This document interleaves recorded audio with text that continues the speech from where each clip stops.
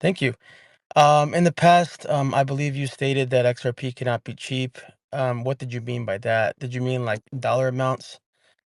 And also, and before you answer that, let me just throw this other question. What happened to Naveen Gupta? I don't know if this question was answered already. Like all of a sudden, like this whole thing back to back with Chris Larson, and then Naveen Gupta stepped down, from managing director of South Asia, and then, Yeah, I was sad to see him go. Yeah, yeah, man. I mean, you know, yeah, people only stay in one place for so long. I mean, it's always kind of sad when people go, and it's also nice to see former Ripplers like being successful elsewhere, and it helped us to have connections with other companies. We have somebody who's worked here, run into someone who I used to know at Ripple, and they're working at some other company, and they sort of spread, good things about Ripple. So I guess that's the nice thing. As far as what I meant, so there's a specific quote that kind of annoying to me because it's been yeah, repeated by many people taking out of context. like But let me me. be, yeah. So to be very clear about what I was saying in the quote that I was talking about, um, the cost of XRP doesn't directly impact the cost of a payment. So in other words, if I want to buy something from you and the value of that thing is, let's say it's the equivalent to $1 million, like the amount of XRP, the price of XRP is going to determine if I'm going to pay you an XRP. The price of XRP will determine how much XRP I have to give you, but it won't make the payment any cheaper or more expensive, right? If the price of XRP is very high, I'll give you fewer XRP, but it'll cost me more to get them. And if the price is low, I'll have to give you a lot of XRP, but I paid less for each one. So there's no such thing as like cheap XRP making payments cheap or expensive XRP making payments expensive. And that's the point that I was trying to make there, that the price of XRP doesn't determine whether payments are cheap or expensive. But what does happen is, in general, the higher the sort of market cap of the asset, it's not so much the price per unit, but the market cap does impact the ability to use the asset for payment. So, for example, let's say I wanted to buy a house that was worth $1 million and I wanted to use Bitcoin to do it, right? Back when Bitcoin was like $100, you couldn't realistically use Bitcoin to pay $1 million because the market didn't have enough liquidity. Like if I wanted to buy $1 million worth of Bitcoin back then, I would have pushed the price up. And then when I gave the $1 million worth of Bitcoin to you, let's say to buy your house, when you go to sell those, you would push the price down. So you would take a loss on the buy and I would take a loss on the sell, and that would make the payment suck for both of us. But today, I can buy $1 million worth of Bitcoin without moving the market, and you can sell $1 million worth of Bitcoin without moving the market. So the higher it's not so much the price, it's more the market cap, but really it's not quite like a higher price tends to mean a higher market cap, and a higher market cap tends to mean higher liquidity. It's really more like the sort of availability of liquidity that determines how easily you can use an asset for payments when you don't have closed loops. Obviously, if you have closed loops of the assets, we'd all love to see everyone in the Bitcoin space and the XRP space and the Ether space. If you see it for payments, you want to see closed loops. Like I want to get paid in XRP. I want to pay my landlord in XRP. I want to pay my electric bill in XRP. Then I'm happy to receive. Then we don't, then it doesn't matter what liquidity there is because you're strictly in the asset. But in the short term, before you can get to those closed loops, you're going to have open loops. Like maybe I can get Ripple to pay me in XRP, but then and I can hold, and maybe I really like holding XRP. Let's say I love holding XRP. So yeah, I'd like Ripple to pay me in XRP, so I'm holding XRP as soon as Ripple pays me. But then when I have to pay, for groceries, my grocery store is not going to take XRP yet. So I have an open loop, and I need some liquidity in order to be able to buy my groceries. Now, if there's not a lot of liquidity and it's very difficult for me to convert my XRP into dollars, then that open loop system doesn't work. And so so the price of XRP doesn't matter to this, right? Ripple might pay me more or less XRP. I might need more or less to pay my bills, but it doesn't matter. The system works just as well. A cheap XRP isn't meaningful there. But what is meaningful is how expensive or how much it cost me to sort of convert. And especially for big payments, like if you want to make $1 million payment, it has to be that $1 million buy or sell of XRP doesn't move the market a lot, because if you move the market, it's always going to be against you, right? Moving the market always means it's going to cost you more to buy, or you're going to get less when you sell. So if you're moving the market, it's going to effectively a tax. So what I was saying in that quote is that cheap. The XRP being low in price doesn't make it better for payments. In fact, it probably leads to a smaller market cap and less liquidity, which makes it worse for payments. And you can see as the Bitcoin ecosystem has grown, Bitcoin has become better and better for payments. And the irony is people are using it less and less, but it's not because it's not because it's not suitable for payments. I have to say, one of the things that perplexes me the most about this space is that people are not using digital assets for payments, even though they work for payments better than they ever have. And that's not any one particular. Obviously, there's some reason. Bitcoin, you might argue, well, the transaction fees, it's kind of slow. Ethereum, you might argue, well, payments are it's a little expensive, it's a little slow. But even other blockchains that are fast, not just the XRP ledger, they've not gotten as much traction as I would like to see them get in the payment space, and that's the problem that Ripple has been like working the hardest to solve for since 2015 when we decided to focus on payments. We've been trying to sort of get payments into the cryptocurrency space, and it's still baffling to me that we haven't been more, that nobody in the space has been more successful than they have. Obviously, I wouldn't say that we've been unsuccessful, but it's just baffling to me that there isn't broader adoption. Like, why aren't people using cryptocurrencies for remittances more than they? That's kind of puzzling to me. Do you think people are not using XRP for a payment because it's cheap? I mean, it doesn't really matter. I mean, like whether it's cheap or expensive, if I want to pay you $100 worth of XRP, I can get $100 worth of XRP for $100. I can sell it. I can send it to you. There's enough liquidity that I can buy it and you can sell it without moving the market. What's the and I can give you some speculation on what the obstacles are, like user experience, whether you have a sort of slick product built that people can easily adopt. Can your grandmother use it? And also, I think another thing is on ramps and off ramps. Like you need really good connect. If you have two people who are well connected into the financial system, they have other ways they can make payments. And if they're poorly connected to the financial system, it may be hard for them to get a cryptocurrency. So it's like this is a problem that stablecoins have had. Stablecoins have, like a lot of stablecoins have said, hey, we're going to be a great solution for payments. And I don't think any stablecoin has had, do people use Tether? Tether is the most successful stablecoin, right? But do people use it for payments? Have you ever heard of somebody using Tether for payments? Not so much. So, I have. David, Oh, really? No, I'm just can I kidding. Okay. can I just pivot you again, David? Just can you tell us a bit about what's going on with Polysign right now?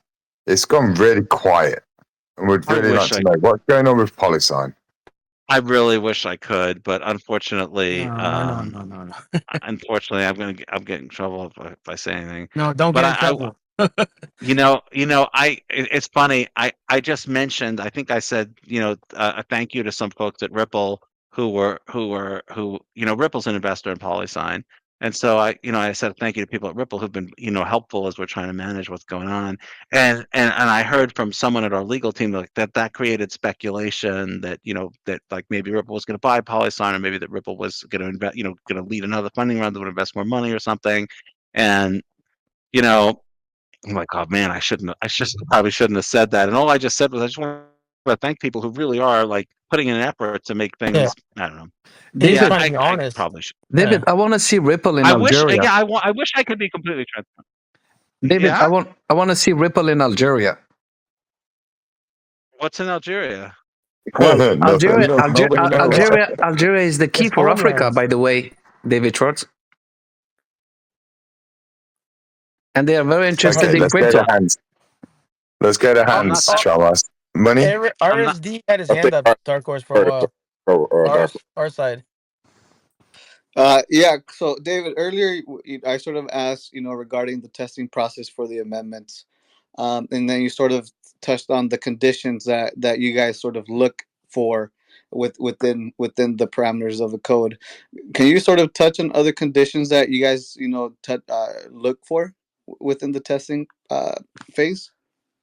So we do fuzzing, which is essentially sending random junk at the code to make sure that it doesn't violate its internal rules. And we do invariant checking where we say, okay, like the AMM shouldn't. There's certain things that the AM and AMM shouldn't be able to do. Like there's certain numbers that it shouldn't be able to change, and we do check against that.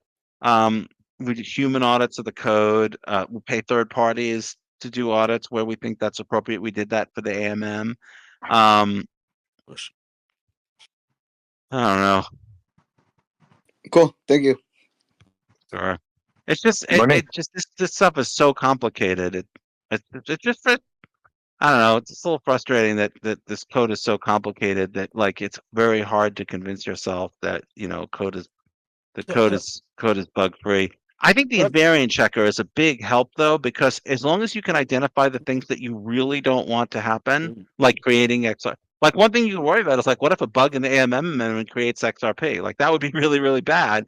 And that that could cause billions of dollars in damage. And it's nice that like we already have an and is infrastructure that that why? protects. Like another thing that you can worry about is illegal objects, which the code did. It turns out there was a way to cause the code to create an illegal object, and our protection against Wow. that kicked in and defended it so What that was the that? Why transaction just vote wouldn't execute. 29 was holding back?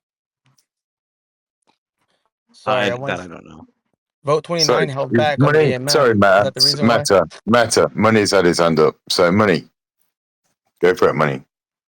Yeah, David, in retrospect, uh, after the lawsuit and everything that has happened over the last few years, a lot of people have finally come to the realization that cross-border payments and the banking system is highly political, and breaking into that user case not only it doesn't just involve technology being better, but it involves political players that are in the shadows.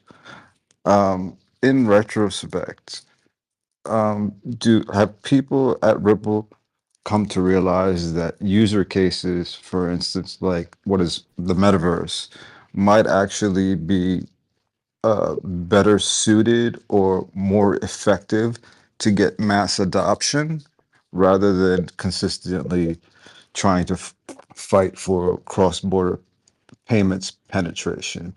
Um, have people come to the realization that maybe we should look outside of just the cross-border payment structure and find more user cases like the metaverse to uh, to have adoption on XRP? I'm going to give you a very Brad Garlinghouse answer to this, because I've been heavily influenced by Brad Garlinghouse, and whenever he hears a question like that, he always gives the same answer. So I'll tell you what that answer is.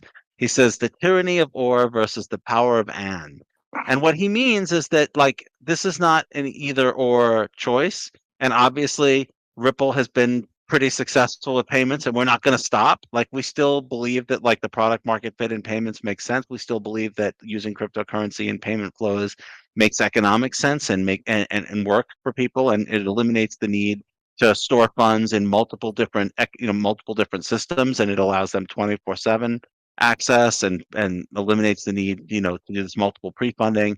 We're big believers in payments. We're not going to stop doing payments. That's not going to happen. However, again, and I think these other use cases are extremely important, and I think you're going to see us producing. We're very interested in real world asset tokenization. We're very interested in an ecosystem of multiple chains with asset portability across chains. So you can have chains that can provide smart contract capability. You can have greater throughput. You can have chains that have data storage for NFTs without having to try to build one chain that's good for all purposes.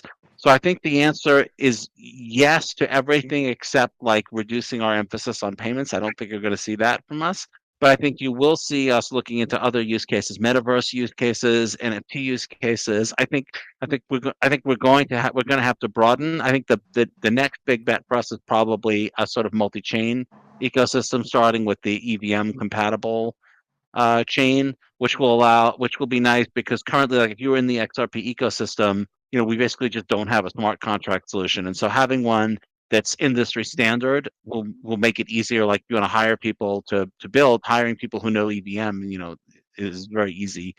So I think you're going to see us placing other bets and encouraging growth in other parts of the ecosystem. I think the answer is we haven't gotten the traction we wanted just from payments.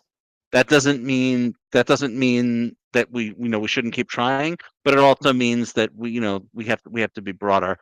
Way back in 2015, when Ripple decided to focus on payments, our thinking was that everything else could be done by everybody else. But if we were going to get institutional payments in the cryptocurrency space, someone was going to have to build products that were regulatory compliant, that were well supported, that had that could withstand third party audits. It was going to have to be something that was done by a company. It couldn't happen organically. So we focused on institutional payments. But we're a lot bigger than now than we were in 2015. We have a lot more resources. We have a lot more employees. We have a lot more technology, and we can do way more than one thing at a time. And so I think you're going to. This is the fight I always used to have with Stephen Thomas, the former CTO, is okay. We can do more than one thing, but can we do 7 things? Can we do 10 things? Can we do 3 things? I think you're going to see us increasing the number of things that we're doing and offering a sort of ecosystem of tools that that will support all of those different use cases. Metaverse use cases, I'm VR use cases, I'm not completely sold on yet. AI, I'm kind of, I think that's definitely going to be something, but the question is what, and I don't think we know what yet. So the other thing that's a little challenging is to decide when is too early and when is too late. I think with NFTs, like Ripple decided that we cared about NFTs a little bit too late, and I think maybe with CBDCs we may have decided a little bit too early, and so I think it's going to take some process of deciding how hard we want to commit. Like if we decided we wanted to make a major commitment to metaverse use cases, I'm not even sure what that would look like right now. Like I'm not quite. I'm sure there's plenty of people who would love to tell me like what they think the metaverse use cases are, but it's very hard. It's hard to know what's right, and so you have to sort of calibrate. You can't wait until somebody else makes $1 billion in a field. That's basically what we did with NFTs. We're like, we don't think NFTs are a thing. We wait and we're like, oh shoot, somebody just made $1 billion in the NFT space. We probably should pay attention to it. And obviously that's a little bit too late. But if you jump on too early, then you're following every fad, and that's very stressful for engineering teams to spend months building something like, oh, actually, that turns out that's not a thing. And then you tell them to there's nothing worse for an engineer when they put their heart and soul into a project and then like that project doesn't become a thing. So calibrating is challenging. David, So Daniel, Darkos, can I sorry. just ask one more question? Yeah, If go you for it, don't, mate. if you don't mind, David. Another question I have is okay. A lot of the banks and financial institutions are always concerned about privacy. They don't want their transactions going over a public blockchain, and you guys came out with federated sidechains to tackle that concern. Um, is there any? Did you guys look into regulated crypto mixers to privatize the transactions versus federated sidechains, or was it just a solution for you came up with just to use federated sidechains? Because I would think that ZK proof and a regulated mixer would be less of a workload for parties to implement. Yeah, it's a tough challenge because you don't want to be in a situation where you're building technologies that kind of help people obscure the sources and destinations of funds. Regulators don't look very kindly on that. And even some of the level 1 blockchains like Monero and Zcash that have offered those kinds of features have gotten huge regulatory pushback. And I think that's really harmed their ability to grow, unfortunately. Like I think we should have access to those types of technologies. But the reality is that like if you want to have success institutionally, some of those technologies work and some of them don't. So like one of the things that we built was when we originally built, some sort of an enterprise payment solution at Ripple, which various iterations, one of the things it didn't use the blockchains directly for anything that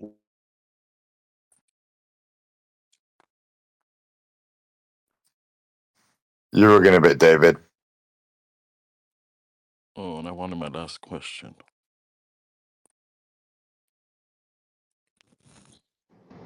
Sorry, David, none of us can hear you. So after is answered, I want to hear what Daniel's got to ask David. I think it's That's okay Daniel's with you fault. guys. It's a vote 29's fault, bro. He's holding Yeah, I back. think David rocked. No, Daniel purposely rugged David. He might have gotten a phone call. Who knows? Yeah, just let's give it a few minutes and see if he comes back. Well, I wanted to What's ask going him on, I wanted to see if he wanted to debate scams. No, please don't. Don't. No, Please. don't bring scams. We don't want any disrespect for the community, man. I think you I would like wanted to it. He ask him if he could interacts with play him a poker lot. with me since I beat Huge Green Candle. Wait, didn't you say not to say that name? Yeah, he's lost his connection. Yeah, please He, don't jump in. When he's talking, don't jump in. Yeah, don't jump in, Kryptonic. Come on. Okay, I'll fix No, it. I'm able I'll to fix it kick right him now. out from. he'll probably come back. No, he's He here. does, mate. He's here. The He's last back. few times. Okay. I just wanted to let him know about our community member that just started up their Flare validator node. I'll let that be at the end, though. What did Hopefully, he what did he cover before I joined? Because I got an invite from Kryptonic and I wasn't sure what he'd covered just before I joined. Anything anyone wants to share? I do have it recorded. Actually, I would like Well, to ask him if it's okay for it, for to release some clips Oh, he's Yeah, got. of the conversation. But I definitely won't include anything with the poly sign. I actually would probably more likely delete it. yeah, Yeah, he lost connection. if he comes back, if anyone wants to send us any recordings I've got just so I can catch up, that'd be good. Thank you. no problem. Well, he's that was It's a back. always turn for the Stewie's Bucks. space. It's your spaces, Stewie. He must just really like them. Does he follow you, Stewie? No, Ah, it's always your spaces all the time. no. It's a shame. Did anyone get what time he came in for Sol and what time he left? It's about a 40, 45, 46 minute talk. I did message Sol. I've been I've timing invited a for few about people. 55 minutes. I've got Hey, 55 minutes everybody recording that's so far. requesting, please stop requesting. He's back. David comes David's back, back. so I can bring him up, please. Yeah, he's here. Bring him up, bro. Hold on. Is scams? Oops, why did I call him scams? That's a I just said Freudian to him, Dude, slip. I got scams on my mind. I think David would do it. He He lives rent interacts with him free. a lot. He I lives rent free. He lives rent I'll free. be. It will be interesting to have Well, scams very on happy, stage. Stewie, that David is here with us and he can talk and answer a question. That's very nice from him. Let's when David comes back, let's have Daniel speak to David. I'd like to see that interaction. I can see that a lot of the people that are That was. requesting are troll accounts, so I'm not going to bring up any I've got a troll accounts. quick Uh, question. I've got a I quick question. understand crypto wise, but Daniel's been up longer. He just hasn't put his hand up.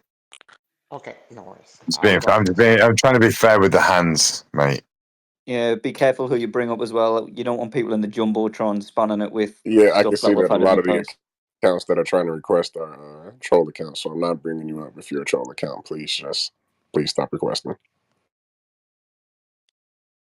well, still can ask my question. I've got David back now on mine, but I'm not sure if he's still connected. You might have to kick a few people out. Kick a few people out.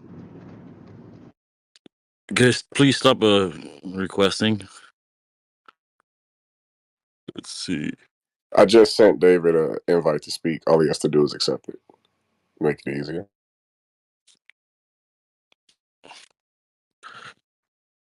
Because they're not going to stop requesting. He's on Yo, my just block, screen as a speaker. He's just appeared.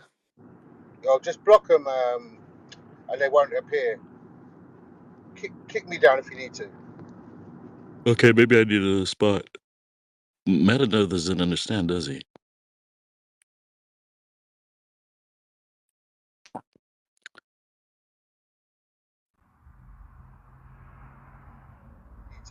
Okay, maybe I need a spot. Meta doesn't understand, does he?